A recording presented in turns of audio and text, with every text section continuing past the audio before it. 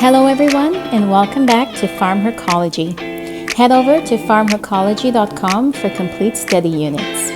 In today's video, we will be discussing enterohepatic recirculation. Enterohepatic recirculation is a pharmacokinetic phenomenon that involves the circular movement of bile between the intestines, the liver, and the gallbladder. The liver produces bile and drains it into the gallbladder. The gallbladder is a small, pear-shaped muscular sac located directly below the liver where bile is stored, concentrated, and secreted. Bile is a greenish-yellow digestive fluid that contains bile salts. Now, bile salts make fats and cholesterol easier for the body to absorb. Bile is released into the small intestines from the gallbladder in response to the sight, smell, or ingestion of food. As bile and food moves through the intestines together during digestion, bile salts are being reabsorbed through the intestinal wall and taken back to the liver, where the bile salts are going to be secreted back into bile in the gallbladder. Bile salts will repeat this cycle of flow between the intestines, liver, and gallbladder 8 times a day. This is referred to as enterohepatic recirculation. With each cycle, approximately 90% of bile salt is reabsorbed. The rest will continue through the gastrointestinal tract to be excreted in feces.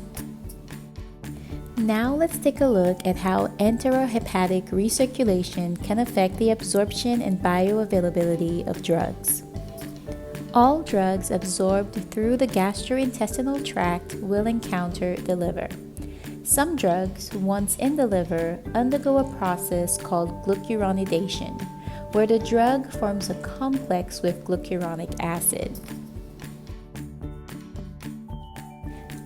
Up to 72% of the drug can be conjugated, with the rest entering into systemic circulation to carry out its effect.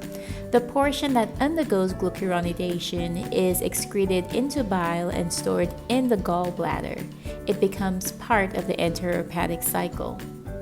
The conjugated complex is very polar, so it is not reabsorbed through the small intestines. Instead, it stays there where enzymes and bacteria will hydrolyze it back to the parent drug. The drug is now available to be reabsorbed from the small intestine, transported back to the liver, become conjugated again, and excreted with bile back into the small intestine, and the cycle repeats itself. The portion of drug not conjugated and in systemic circulation will return to the liver. The liver receives 25% of cardiac output.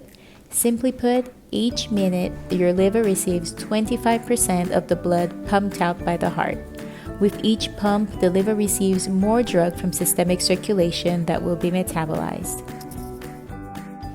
Enterohepatic recirculation will therefore prolong the systemic exposure to drugs that undergo hepatic conjugation. Head over to pharmacology.com for the full study unit on the pharmacokinetics of absorption.